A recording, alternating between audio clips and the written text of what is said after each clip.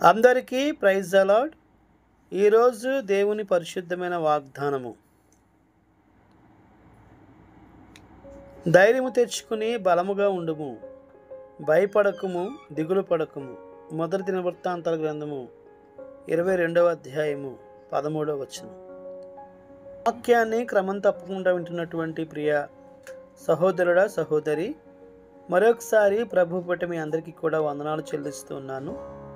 ఈ దినాన్న ప్రభు మనకు అనుగ్రహించిన వాగ్దానము, ధైర్యము తెచ్చుకొని బలముగా ఉండము, భయపడకుము, దిగులు పడకుము అని ప్రభువు మనతోటి మాట్లాడుతూ ఉన్నారు.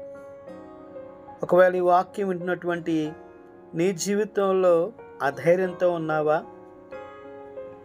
అభద్రతా భావంతో జీవిస్తూ ఉన్నావా? నీ జీవితం గురించి నీవు దిగులు పడేవాడిగా ఉంటున్నావా?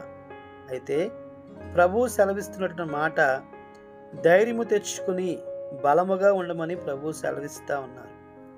నీ జీవితంలో ఉన్న సమస్యలు బట్టి, ఇబ్బందులను బట్టి, వ్యాధి బాధలను బట్టి, అప్పుల ఊబుల్లో నువ్వు కూరుకుపోయినటువంటి పరిస్థితులు బట్టి నీవు అధైర్యం చెందేవాడిగా ఉంటున్నావా? అయితే ప్రభు ఈరోజు నీతో మాట్లాడుతూ ఉన్నారు.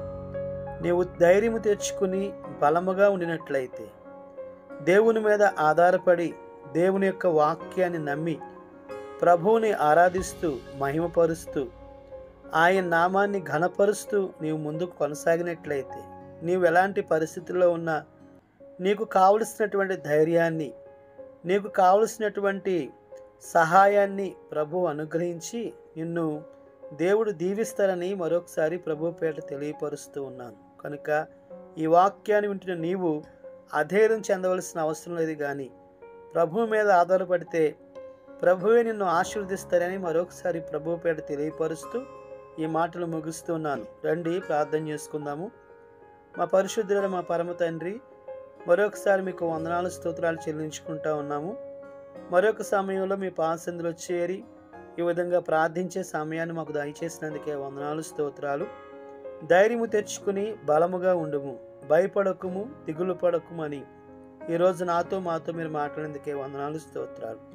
ఎంతమంది అయితే ఈ మాటలు వింటున్నారో వారికి ఉన్నటువంటి అధైర్యాన్ని తీసివేసి ధైర్యం అనుగ్రహించమని తండ్రి.